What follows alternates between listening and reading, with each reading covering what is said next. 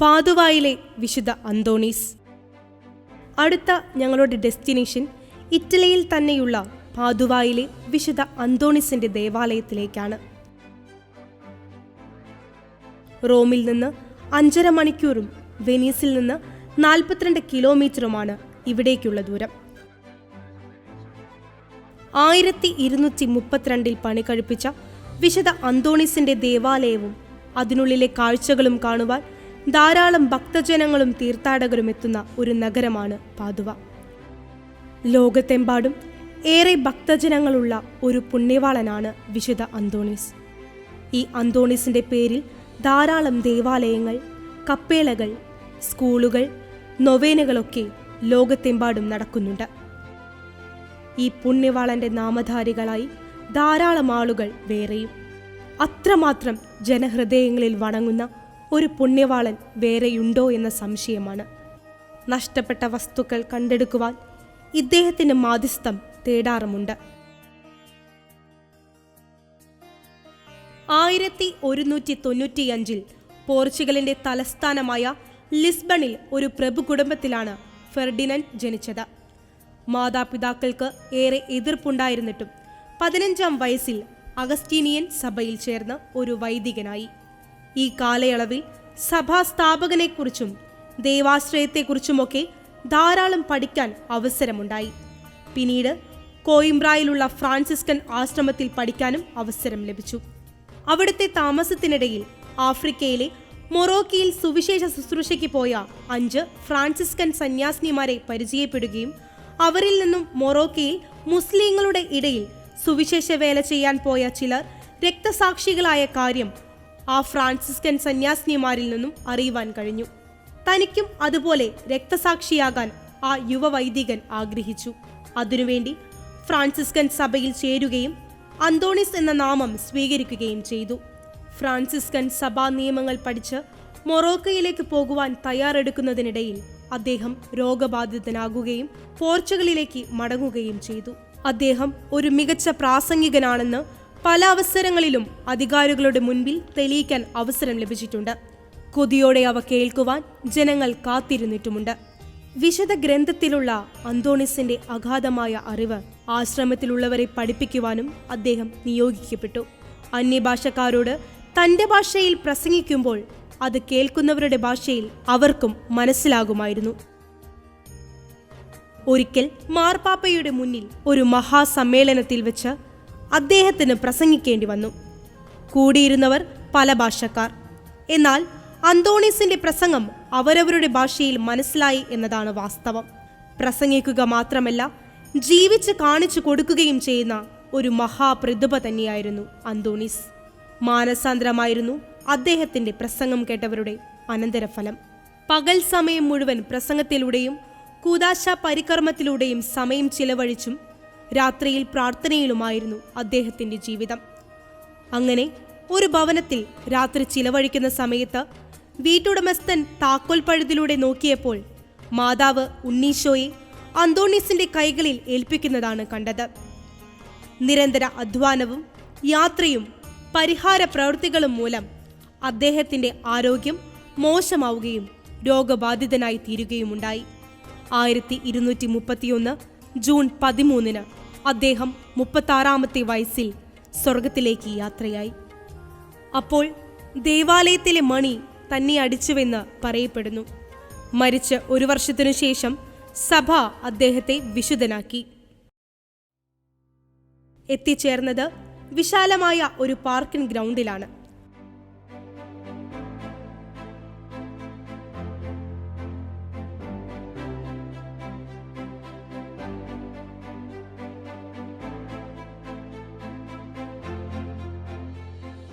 അവിടെ കടന്നാൽ ഒരു മൈതാനത്തിലാണ് എത്തിച്ചേരുക.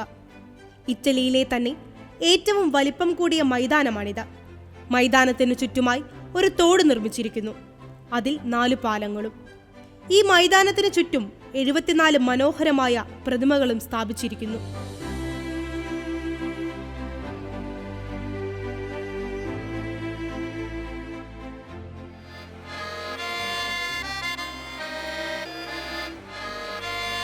അതും കടന്ന് ദേവാലയം ലക്ഷ്യമാക്കി മുന്നോട്ട് നടന്നാൽ ധാരാളം ട്രാമുകൾ തലങ്ങും വിലങ്ങും പായുന്നു.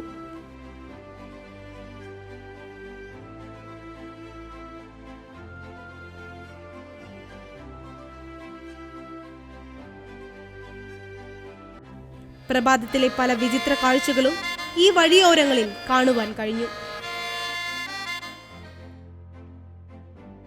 ഇടനാഴിയുടെ രണ്ടു വശങ്ങളിലുമുള്ള വ്യാപാര സ്ഥാപനങ്ങൾ തുറന്നു തുടങ്ങിയിട്ടില്ല. ധാരാളം തീർത്ഥാടകർ ദേവാലയം ലക്ഷ്യമാക്കി നടക്കുന്നു. 1231 അന്തോണീസിന്റെ മരണത്തിന്റെ തൊട്ടടുത്ത വർഷം തന്നെ ഈ ദേവാലയത്തിന്റെ നിർമ്മാണം ആരംഭിച്ചു. തുടക്കത്തിൽ വിശുദ്ധനെ അടക്കം ചെയ്ത സ്ഥലത്ത് ഒരു ചെറിയ ദേവാലയം നിർമ്മിക്കുകയും പിന്നീട് വിശുദ്ധന്റെ ജനപ്രീതി വർദ്ധിക്കുകയും ചെയ്ത അവസരത്തിൽ എത്തിച്ചേരുന്ന തീർത്ഥാടകരെ ഉൾക്കൊള്ളുവാൻ തരത്തിൽ ഇങ്ങനെയൊരു ദേവാലയം നിർമ്മിക്കുകയായിരുന്നു. നിരവധി കൂട്ടിച്ചേർക്കലുകൾ, കാലാകാലങ്ങളിലുള്ള നിർമ്മാണ രീതികൾ എല്ലാം സമന്വയിപ്പിച്ചാണ് ഇങ്ങനെയൊരു മനോഹര ദേവാലയത്തിന്റെ നിർമ്മാണം പൂർത്തിയാക്കിയത്. പ്രതിവർഷം 6.5 മില്യൺ തീർത്ഥാടകർ ഇവിടം സന്ദർശിക്കുന്നുണ്ടെന്നാണ് കണക്കാക്കിയിരിക്കുന്നത്. നഗരത്തിലെ ഒരു പ്രധാന ആകർഷണം ഇതുതന്നെയാണ്. ദേവാലയത്തിനുള്ളിലെ ശില്പഭംഗി വാക്കുകൾ കൊണ്ട് വർണ്ണിക്കാൻ കഴിയാത്ത വിധം ഗംഭീരം. നേരിൽ കണ്ടവർ ഭാഗ്യവാന്മാർ എന്നു തന്നെ പറയേണ്ടി വരും. അത്രയ്ക്ക് മനോഹരം. മനുഷ്യന് ഇങ്ങനെയൊക്കെ ഭാവനയിൽ കാണുവാൻ കഴിയുമോ എന്ന് അതിശയിച്ചു പോകുന്നു.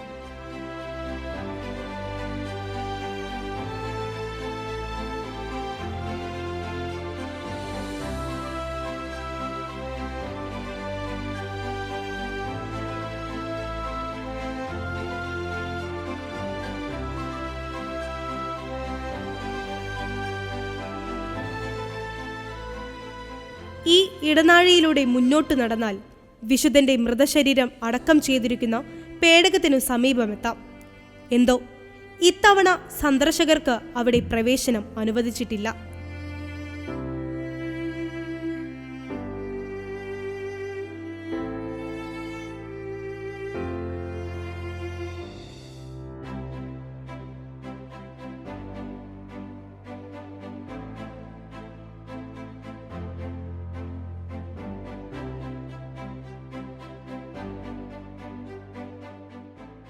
അവിടെ നിന്ന് സ്റ്റെപ്പ് കയറി മുന്നോട്ട് നടന്നാൽ ഇടതുഭാഗത്തെ ഭിത്തിയിൽ അന്തോണീസ് ചെയ്ത ചില അത്ഭുതങ്ങളുടെ ചിത്രീകരണം മാർബിളിൽ നിർമ്മിച്ചതു കാണാം. ജീവൻ തുടിക്കുന്ന ഈ ദൃശ്യങ്ങൾ ആരെയും അത്ഭുതപ്പെടുത്തുന്നത് തന്നെയാണ്.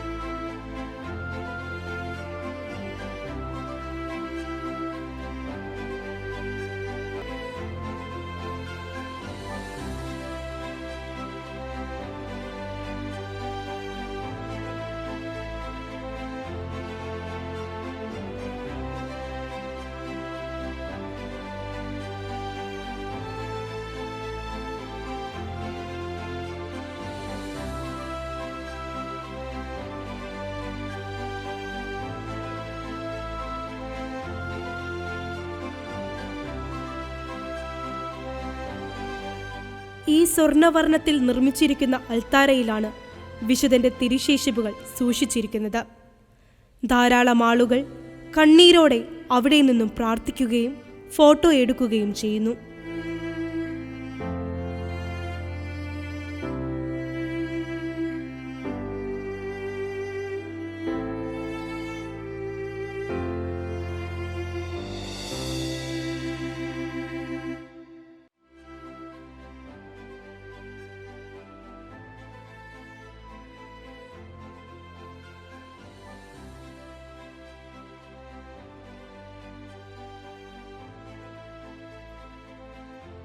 തൻ്റെ പ്രസംഗം കൊണ്ട് അനേകായിരങ്ങളെ മാനസാന്തരപ്പെടുത്തിയ നാക്ക് ഇപ്പോഴും അഴുകാതെ ഇവിടെ സൂക്ഷിച്ചിരിക്കുന്നു.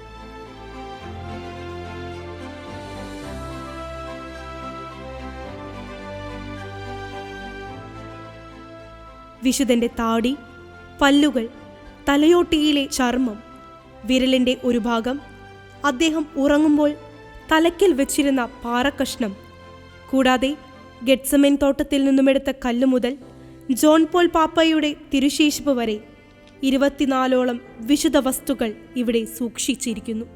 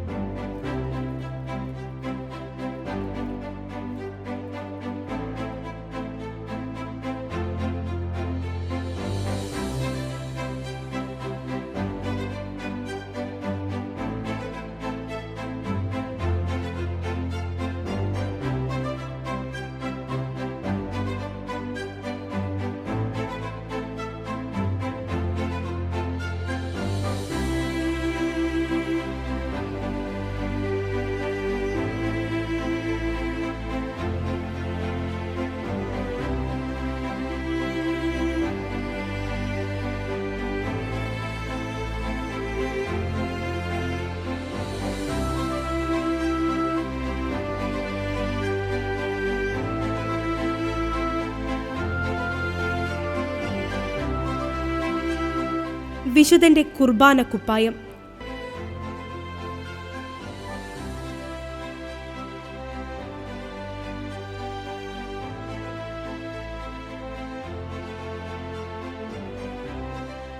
ഇത് അദ്ദേഹത്തിന്റെ ശരീരത്തോട് ഒട്ടിക്കിടന്നിരുന്ന തന്റെ സ്വന്തം കമ്പിളിക്കുപ്പായം. ഭക്തജനങ്ങൾ അതിൽ തൊട്ട് പ്രാർത്ഥിക്കുകയും നിർവൃതി അണയുകയും ചെയ്യുന്ന കാഴ്ചയാണിത്.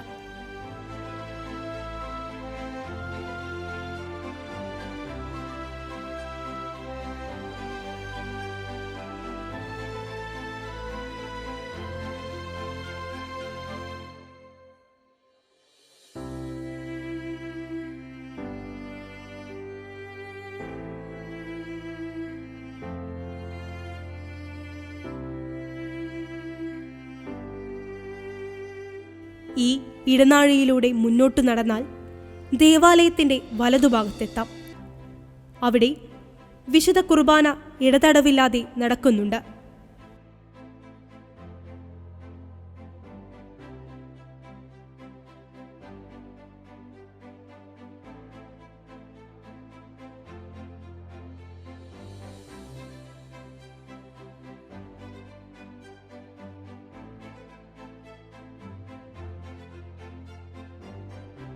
പ്രധാന അൾത്താരയിലെ തൂങ്ങപ്പെട്ട രൂപത്തിൻ്റെ താഴെ പരിശുദ്ധ കന്യകാമറിയവും വശങ്ങളിലായി വിശുദ്ധ ഫ്രാൻസിസിൻ്റെയും വിശുദ്ധ അന്തോണീസിൻ്റെയും ശില്പങ്ങൾ.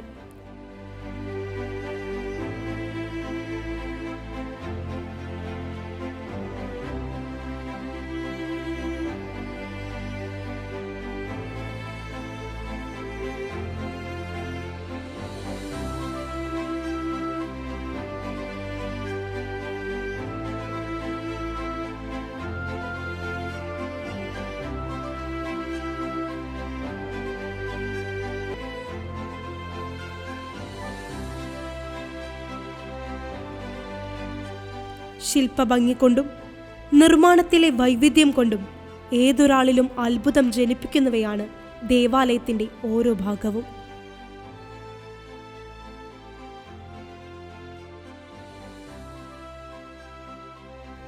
പരിശുദ്ധ കുർബാന പ്രധാന അൾത്താരയിൽ നടക്കുന്നതുകൊണ്ടാവാം ഇവിടെ നിത്യാരാധന അൾത്താരയ്ക്ക് സമീപം ആൾത്തിരക്ക് അധികം കാണാൻ കഴിഞ്ഞില്ല. തിരികെ പോരുവാൻ മനസ്സ് വരുന്നില്ല ആർക്കും. യൂറോപ്പിലെ യാത്രകൾക്ക് സമയനിഷ്ഠ ഒരു പ്രധാന ഘടകം തന്നെയാണ്. ഇവിടെ നിന്നും 135 കിലോമീറ്റർ അകലെയുള്ള മോണ്ടിച്ചിയാരി എന്ന സ്ഥലത്തെ റോസാമിസ്റ്റിക്ക മാതാവിൻ്റെ ദേവാലയത്തിൽ ഉച്ചയ്ക്ക് മുമ്പ് എത്തുകയും കുർബാനയർപ്പിക്കുകയും വേണം.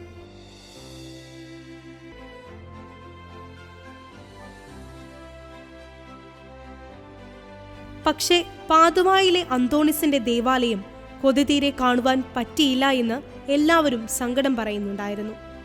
3 തവണ സന്ദർശിച്ച എനിക്കൊന്ന് ആസ്വദിച്ച് കാണുവാൻ കഴിഞ്ഞിട്ടില്ല. പിന്നെയല്ലേ 3-4 മണിക്കൂർ മാത്രം ചിലവഴിച്ചവർക്ക്.